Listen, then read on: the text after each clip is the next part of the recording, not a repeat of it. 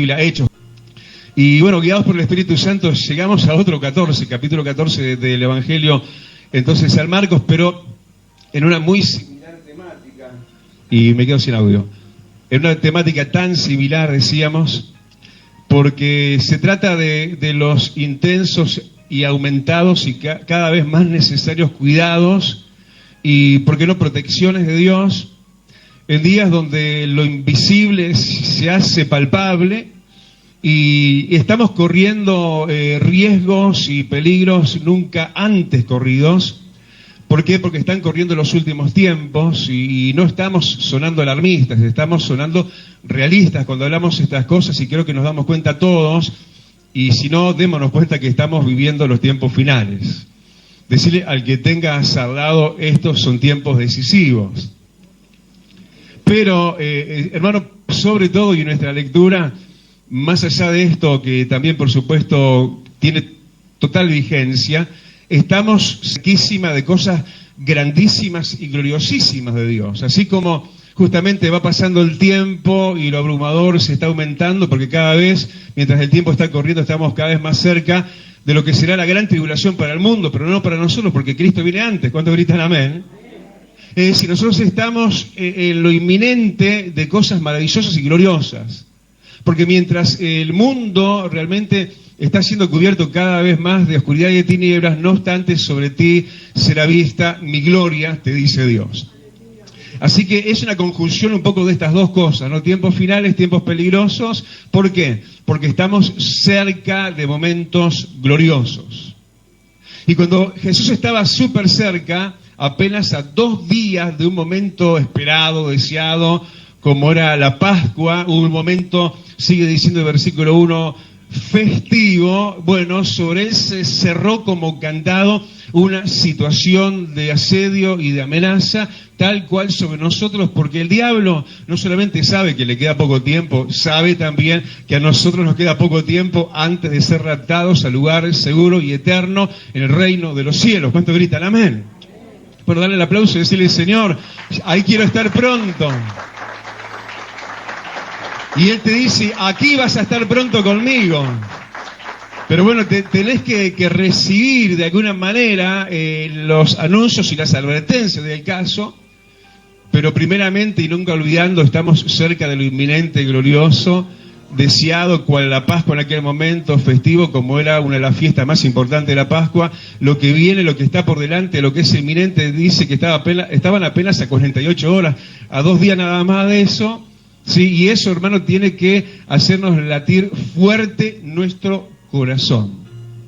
No estamos vaticinando ruina, estamos esperando gloria. El mundo tiene su diario de noticias, nosotros tenemos el nuestro, es este.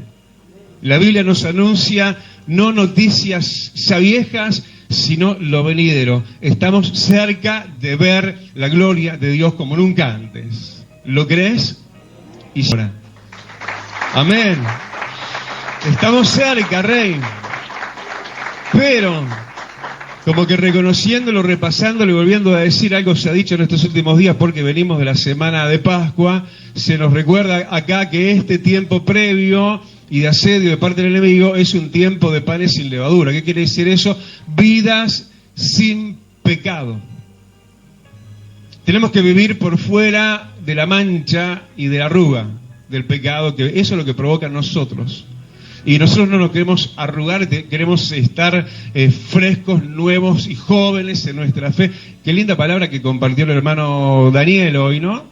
Esta es la fe que ha vencido al mundo, y nuestra fe tiene que estar intacta, tal cual como al principio. Yo abracé esta fe que me abrazó en realidad a mí, ella, cuando tenía 16 años. Hoy tengo 58, hace ya una década, pero quiero mantener, y tengo, de alguna manera, esa fe tan fresca y nuevecita como al principio. Pero tenemos que mantenernos entonces como panes sin levadura, porque el pecado entra como por pequeños granos de levadura, pero termina leudando y afectando toda la masa. Y cuando esto era así, la fiesta se venía, la Pascua ya llegaba, faltaban apenas 48 horas, apenas nada más que 2 días. Dice que buscaban los principales, dice el versículo 1, buscaban cómo prender por engaño a Jesús y matarle. Así que estamos avisados, y eso es lo que Dios quiere, que estés avisados también, que así como sabemos nosotros del poco y breve tiempo que resta, para lo glorioso que viene, el enemigo también sabe que le queda poco tiempo a él, y también él en cuanto al asunto con nosotros, porque él es cual cazador de almas y quiere de alguna manera afectarnos, si fuera posible, en estos últimos 100 metros antes de la llegada, es cuanto más tenés que cuidarte. Decirle que tenés al lado, te están buscando de los infiernos. ¿Viste cuál un cartel, te acuerdas en las películas de antes, de que hoy se busca recompensa tanto? Bueno, ahí está tu foto, está la mía, y estamos siendo buscados. ¿Y qué es lo que querían? Además, querían agarrar a Jesús. Querían prender a Jesús. ¿Qué querían? Hacerlo prisionero. Nosotros somos libres en Jesús. Yo no sé si sos consciente de la maravillosa libertad que tenemos y que hay en Jesús. Y para no olvidar y dejar de valorar eso, tenemos que acordarnos en las prisiones que antes estábamos. Bueno, el diablo nos quiere hacer volver, cual faraón, a Egipto, a su esclavitud anterior. Y lo que estaban queriendo literalmente era, como dice ahí, prender a Jesús. Y querían, dice, prenderlo por engaño. ¿Sabés que el diablo es padre de mentira y justamente lo que trata es por el engaño? Y el pecado es engañoso, el pecado nos hace creer en nuestros sentidos humanos, bueno, que va a ser algo agradable, que no va a dejar nada malo. Y justamente el engaño es eso, es falta de verdad. Y el engaño está realmente por todas partes, ¿no? Y el engaño tiene que ver muchas veces con quién somos. Y esos quienes somos conocidos como tales. Es decir, hay para con nosotros un engaño particular según la particularidad, los gustos, el conocimiento que nosotros tenemos en la data de información que habrá en los archivos del mismo infierno, porque Él nos conoce, el enemigo sabe quiénes somos en cuanto a nuestros gustos y debilidades. Pero él viene como querían venir contra Jesús, no solo para prenderlo, no solo hacerlo por engaño, sino para matarlo. ¿Sabés que el pecado da a luz la muerte, no? ¿Sabés que después de estar en vida, y qué triste sería, ¿no? Ya casi a la llegada final del momento de coronación, de victorias, antes del rapto de la iglesia, morir espiritualmente por causa del pecado?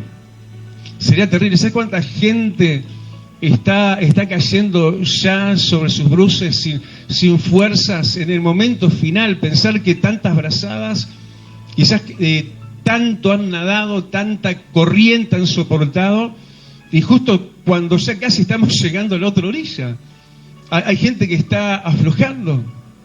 Hay gente que no se da cuenta realmente el peligro que se está corriendo. Simultáneamente, dos realidades, ¿no?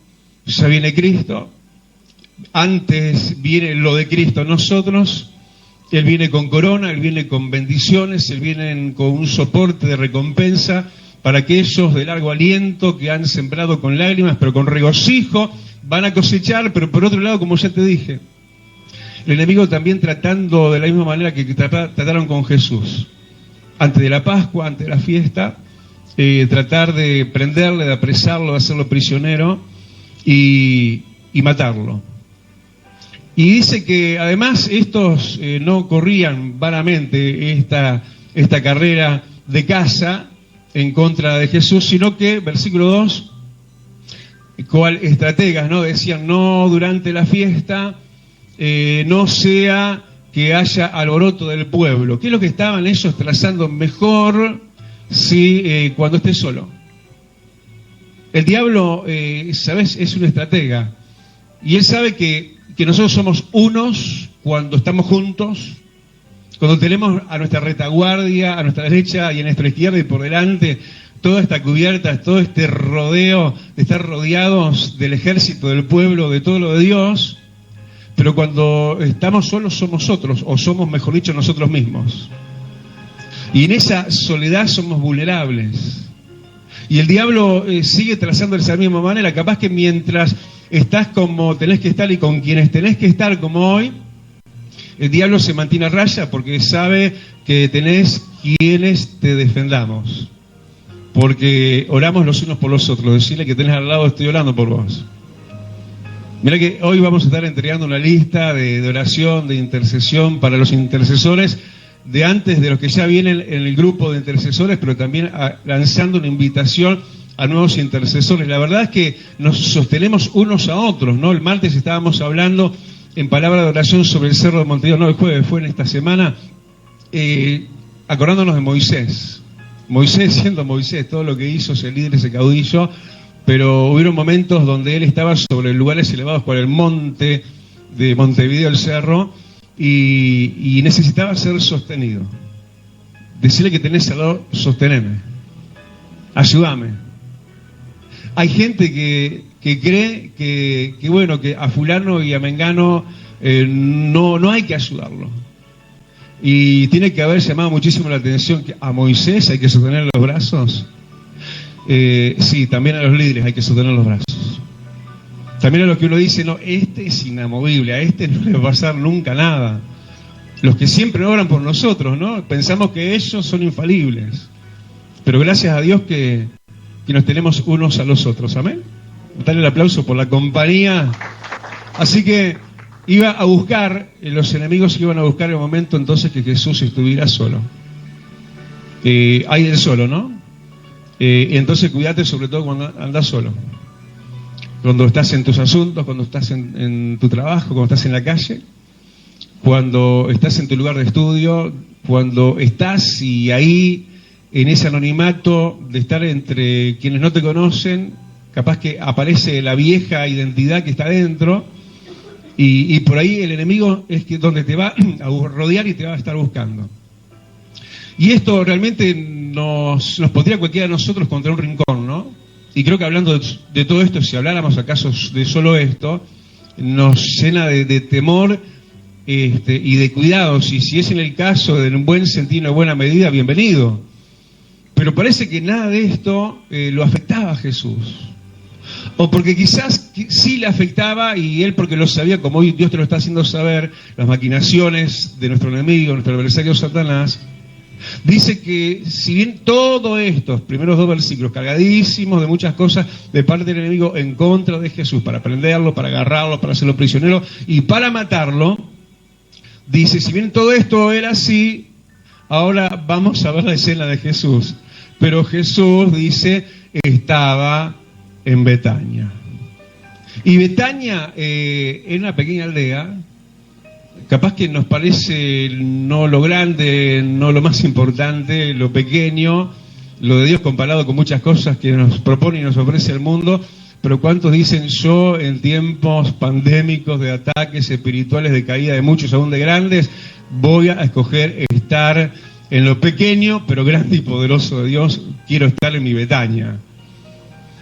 Pero Betania también, hermano, era un lugar cerca del monte de los Olivos. Pero sobre todo lo que estamos viendo a Jesús, en medio de esa situación de asedio, él estaba ¿qué? Sirviendo a su Dios y a su Padre. Estaba, dice, por invitación en la casa de Simón el leproso. Capaz que tendría que decir, indudablemente sí, tendría que decir Simón el ex leproso. Por supuesto que no estaba en la casa de un leproso, los leprosos no habitaban en casas. Pero que ya había recibido la sanidad de la lepra y necesitaba continuidad de atención de parte de las cosas de Dios. Cuando dice, yo también, pastor, porque recibimos aquello que hayamos recibido en su momento, pero seguimos recibiendo y necesitando de Dios. ¿Y dónde estaba Jesús en el asedio de sus enemigos? ¿Estaba afrentado? ¿Estaba asustado? No, él estaba dando continuación a lo que además se transfiere luego como protección, y es mantenerse en la línea de batalla y de servicio. ¿Gritamos amén? Nada de aquello lo afectó, sino que él estaba ahí entonces sirviendo a Dios. Qué hermoso, hermano, saber que no hay amenaza, no hay situación pandémica que nos pueda ni nos deba detener en este asunto de ser lo que somos, instrumentos de servicio, de honra y de gloria para Dios, en las buenas y en las malas, en el tiempo final y antes de que venga la corona sobre nuestra cabeza, sobre todo. Damos un aplauso y le decimos: Señor, yo quiero ser de esos. Yo quiero seguir el ejemplo de Jesús. A su nombre. Y dice que él, estando ahí entonces, sentado a la mesa, aceptando la invitación y acudiendo a la invitación de Simón el leproso a estar a su mesa como hoy, y siempre no aceptemos la invitación, pero de nuestro Rey y nuestro Dios, de estar congregados y congregándonos.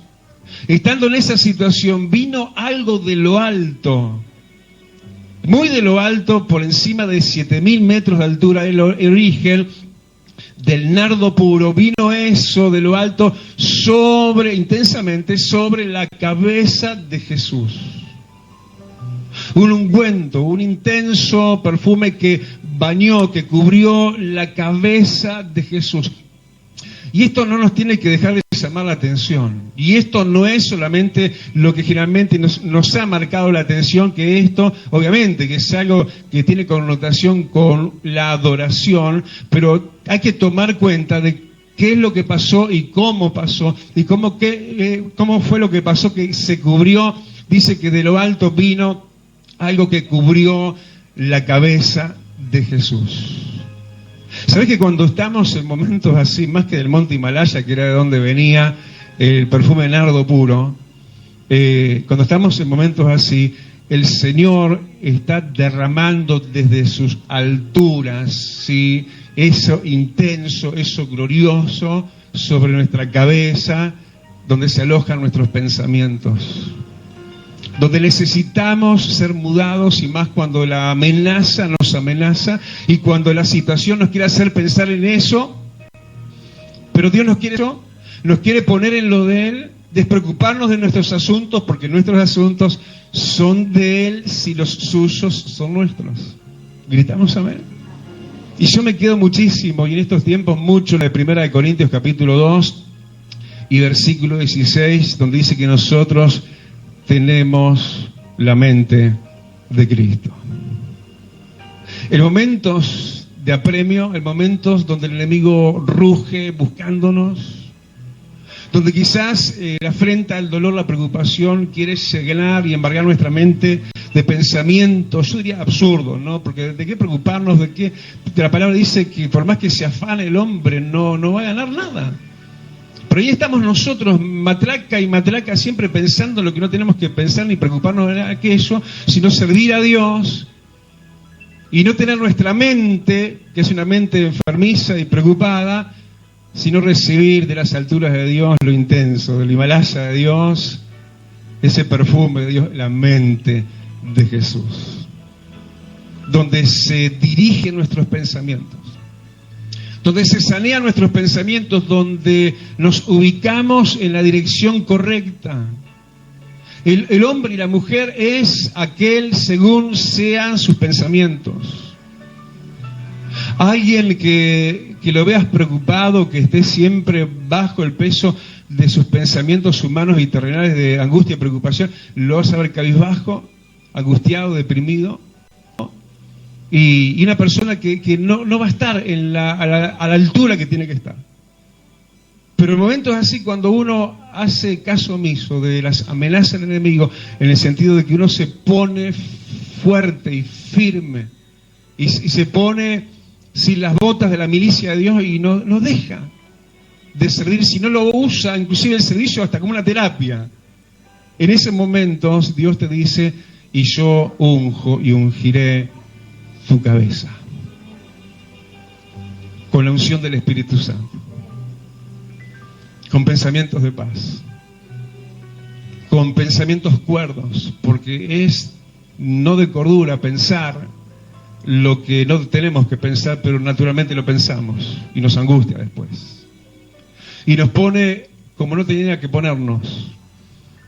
Pero es hermoso lo terapéutico que es el estar sirviendo a Dios, el seguir adelante, el demostrarle así al Señor que estamos plenamente confiados en Él y de Él, a pesar de que nos estén buscando de parte del enemigo, a pesar de que estén haciendo estrategias y estén buscando momentos de soledad y debilidad, a pesar de que sumen fuerzas, como dice que sucedió justamente el versículo 10, que a los que se habían juntado y los que habían armado y planeado con estratega todo lo que se venía ya entretejiendo, a ellos, versículo 10, dice que se les sumó Judas.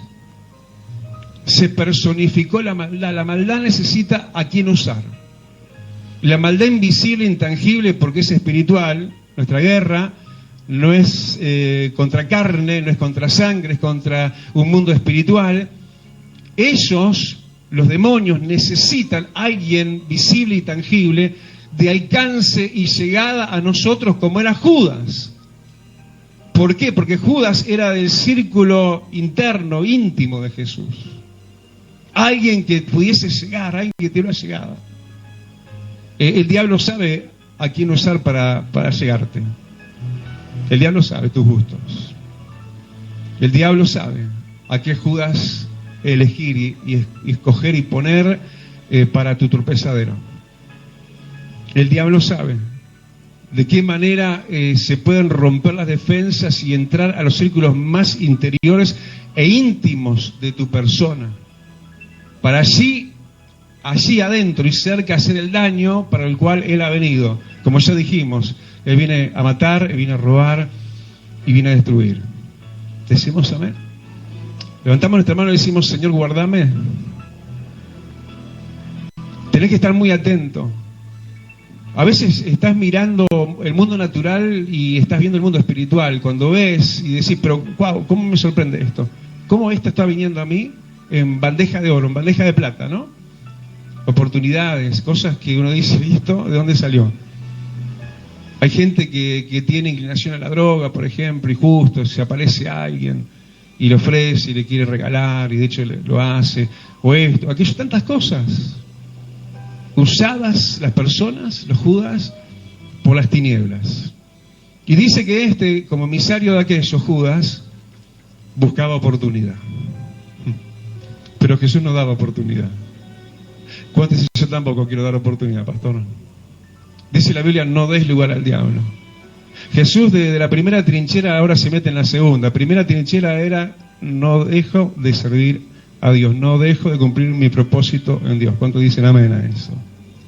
Pero también su segunda trinchera, cuando la cosa se ponía peor todavía, tanto que dice el versículo 17 que llegó la noche. ¿Y qué hizo Jesús? Vino Él con los 12. Hoy somos más que 12, ¿no? Dios nos libre de menos, ¿no? Aunque empecemos siendo tan poquitos. Creo que tenemos que anunciar el culto a las 9, así arrancamos 10:30 todos, ¿eh? Para pedir oración o recibir un consejo, 095 14 42 27. Iglesia Vida Abundante Uruguay, para tu bendición.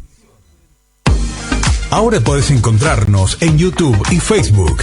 Prédicas, estudios, programas de Más que Vencedores, anuncios y mucho más.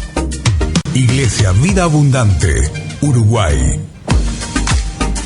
para tener siempre contigo lo que bendice tu vida. Vos también podés ser parte de esta obra a través de la cuenta HabitatNet número 3195, para que la palabra de Dios no se detenga.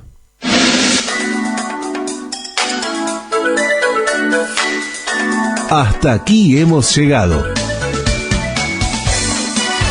Nos encontramos de domingos a viernes de 9 a 9:30. Más que Vencedores.